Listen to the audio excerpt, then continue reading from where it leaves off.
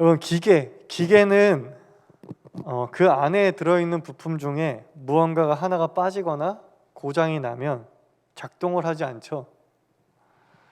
아예 전원이 들어오지 않는 경우들도 있고, 전원이 겨우 켜지더라도 사용하기 힘든 상태가 됩니다. 그렇죠? 기계 안에 뭐라도 하나 문제가 생기면 그렇게 되죠.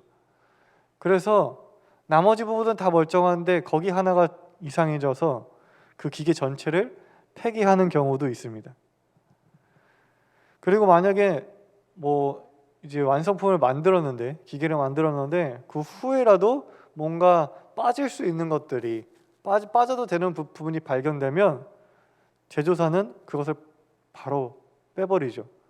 왜냐? 그걸 빼면 원가도 절감되고 무게도 줄어드니까 당연히 그러한 조치를 취하게 됩니다.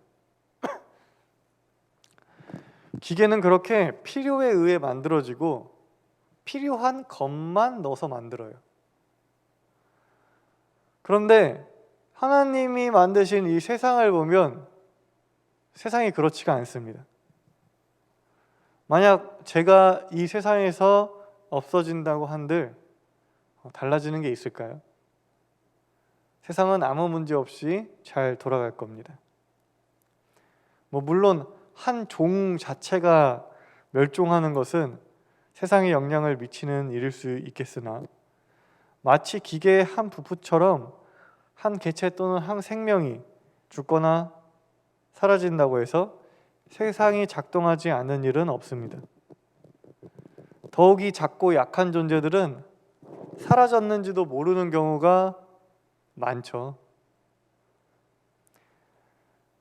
우리 애플을 만든 우리 잡스 형님이 세상을 떠났을 때 기업뿐 아니라 세계적으로 엄청난 영향력이 이제 끼쳐졌습니다. 그런데 일반적인 사람의 경우에는 가족이나 지인들은 슬퍼하겠지만 그게 세상 전체에 영향을 미치지는 않습니다. 때문에 사람들은 작고 약한 존재들에게 크게 신경을 쓰지 않죠. 그 존재가 어떻게 되든 사라지든 말든 그 사실이 내 삶에 큰 영향을 미치지 않기 때문입니다. 그러면 한 가지 궁금한 게 생겨요. 하나님은 왜 그렇게 세상을 창조하셨을까?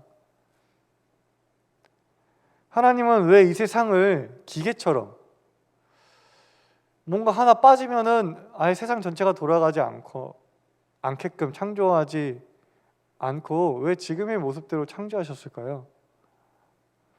필요한 만큼만, 필요한 것만 창조하시지 않고 왜 지금과 같은 모습으로 세상을 창조하셨을까요?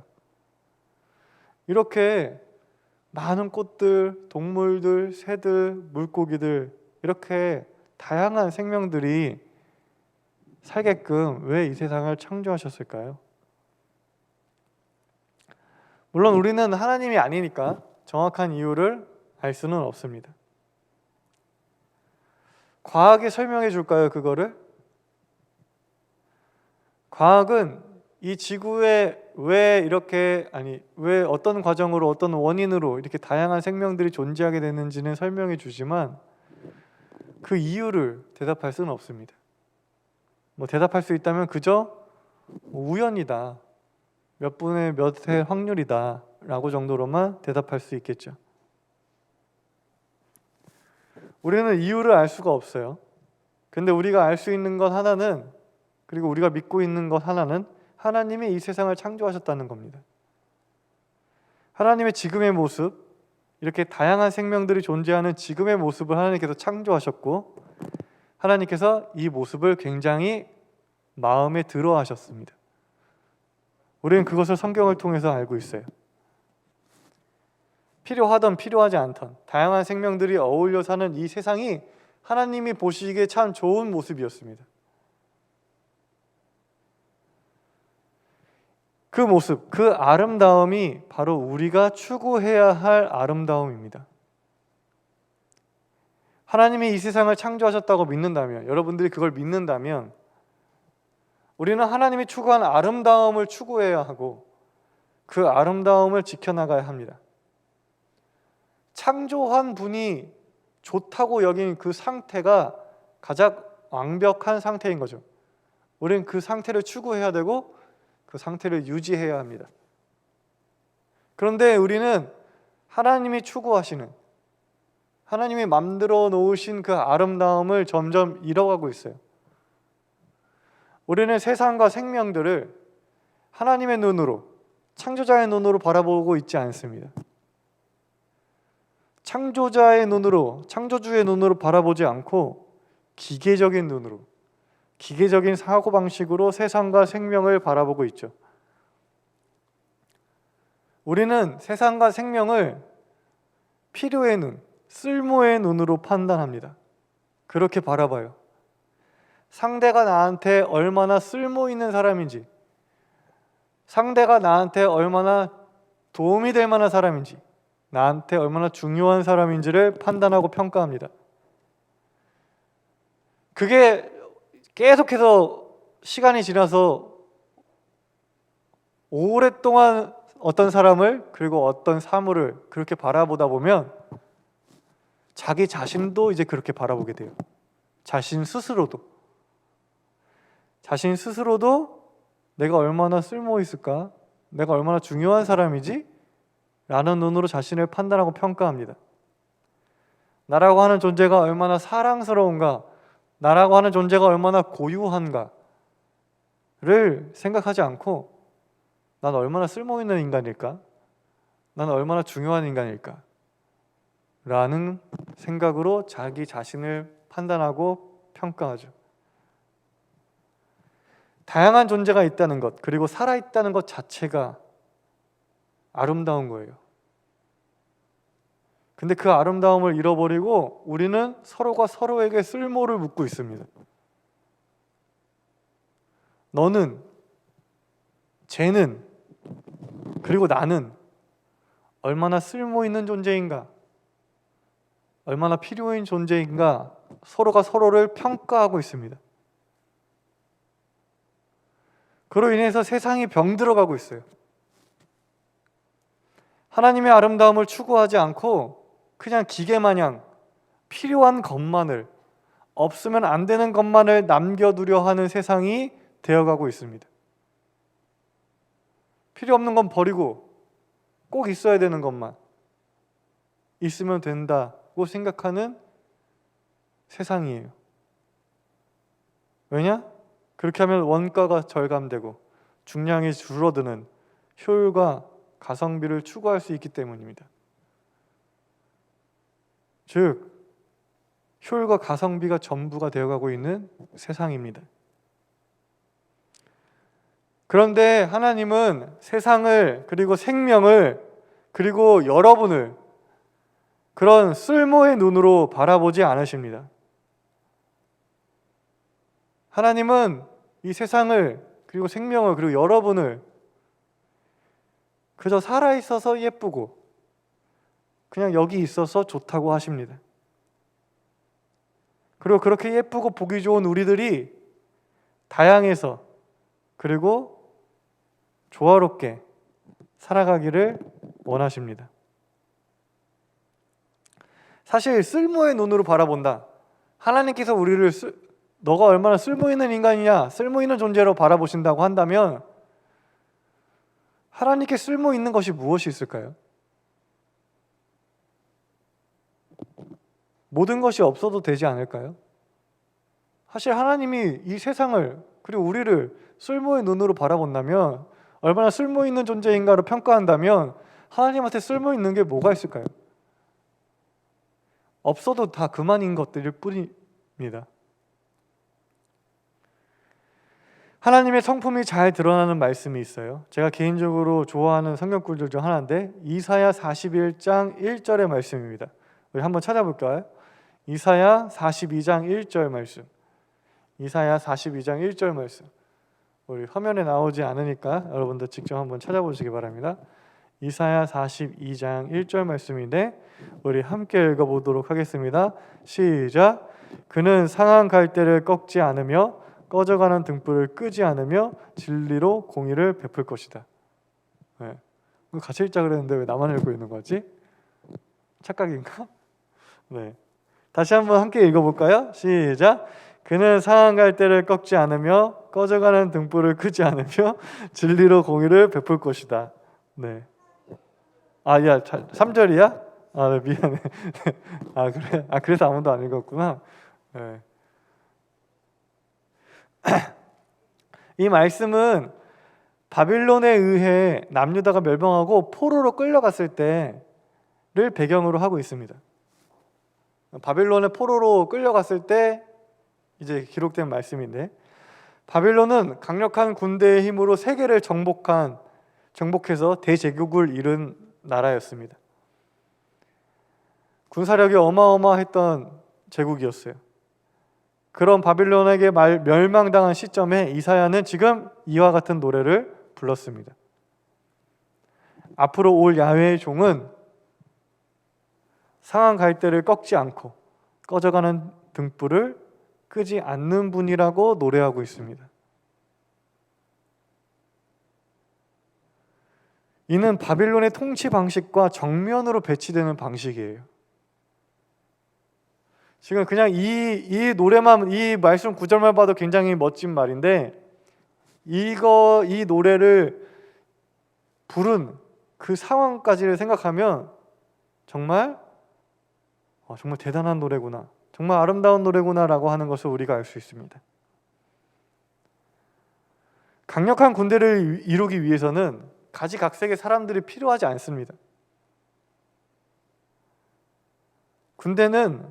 강력한 군대는 하나같이 전투에 능하고 명령에 복종하는 사람이 필요합니다.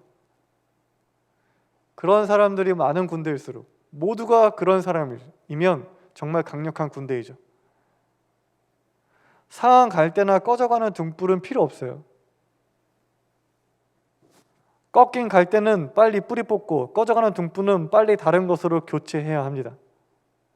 힘이 없거나 다친 사람, 늙거나 병든 사람은 필요치 않아요. 그런 사람이 군대에 있다면 모든 사람들한테, 다른 사람한테 짐이 되겠죠. 그런 사람이 군대에 있다면 전투력을 떨어뜨리는 사람이겠죠.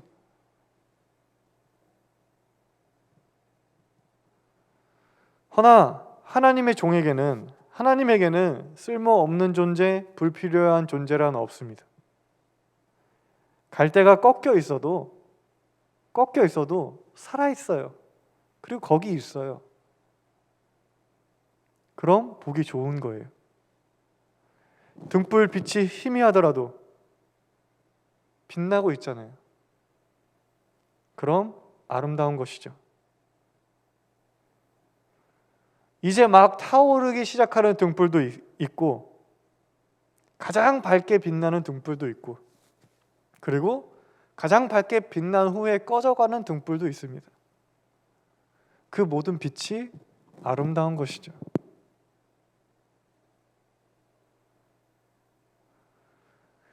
가장 밝게 빛나는 등불도 언젠가는 꺼져갈 빛이기에 모든 것이 아름다운 것입니다.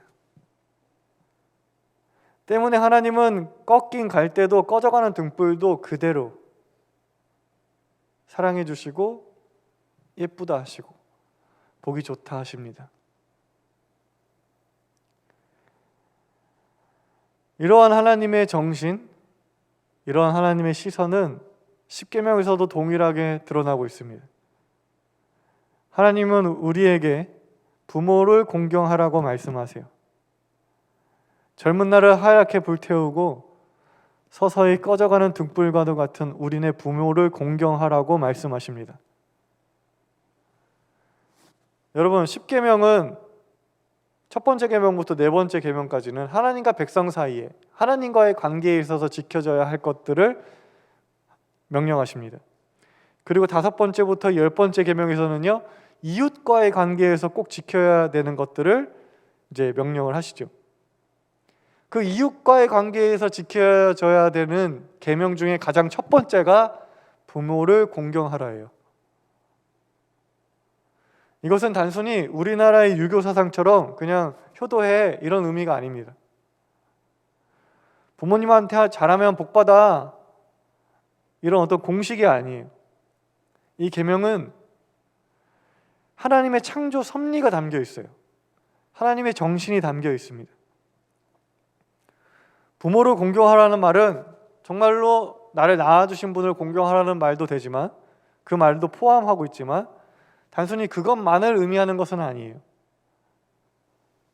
이 계명에서 부모는 늙고 힘이 없어져 병들고 나약해진 모든 어른들을 의미합니다.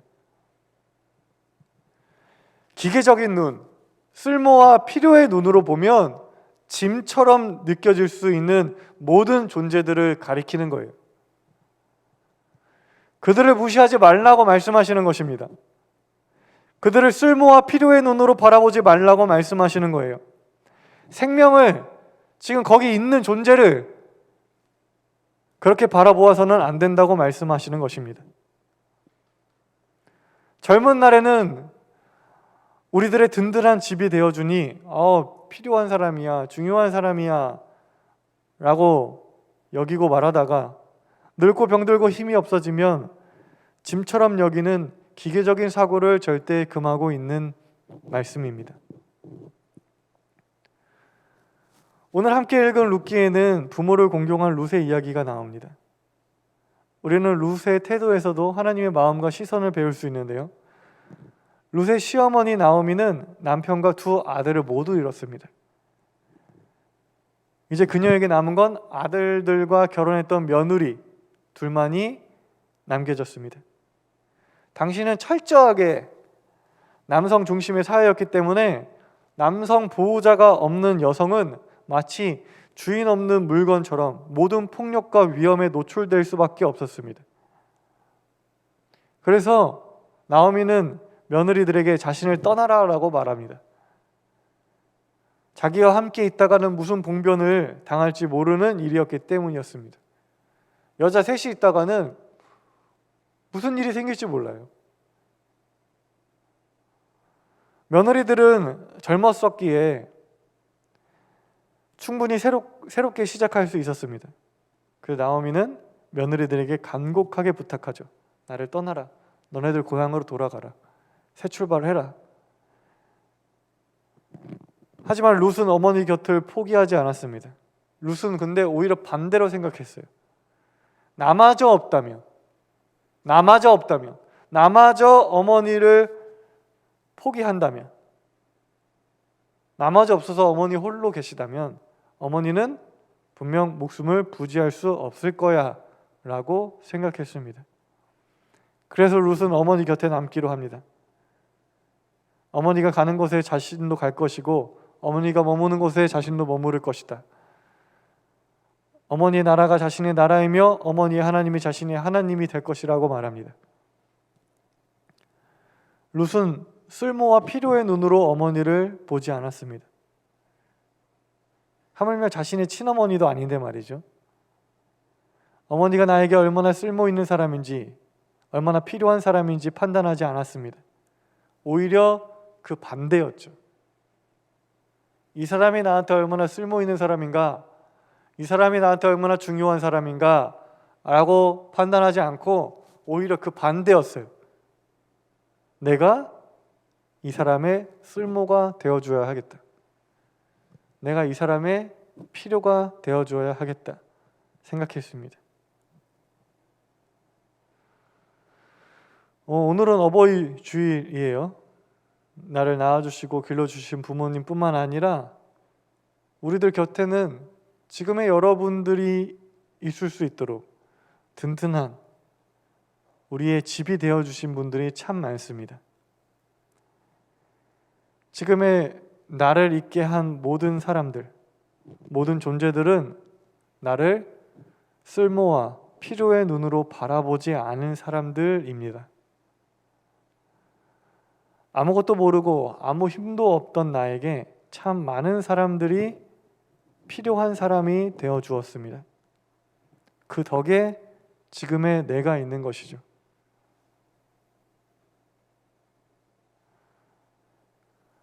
나를 쓸모의 눈으로, 필요의 눈으로 바라보지 않은 사람들이 있기 때문에 지금의 내가 있는 것입니다. 우리는 그렇게 나를 바라본 준 사람들, 그분들이 나이가 들어서 자신이 이제 짐이 되었다 느끼지 않을 수 있도록 우리는 그들을 배려해주고 챙겨주어야 합니다.